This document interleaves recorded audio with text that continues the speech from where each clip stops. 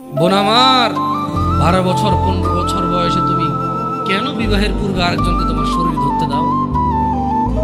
আর যুবক ভাই আমার, কি বলিস কি তুই? এই পৃথিবী আর পৃথিবীতে যা আছে এর চেয়ে মূল্যবান হচ্ছে এই মেয়েটা।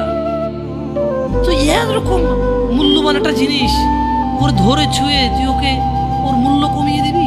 এত বড় জুলুম ওর প্রতি তোর!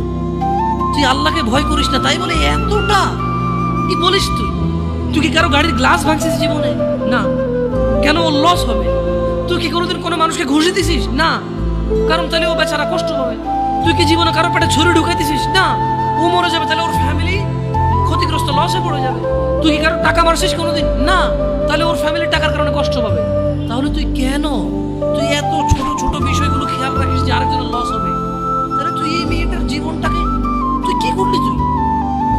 তুই পুরো পৃথিবী আর পৃথিবীতে যা আছে সবকিছু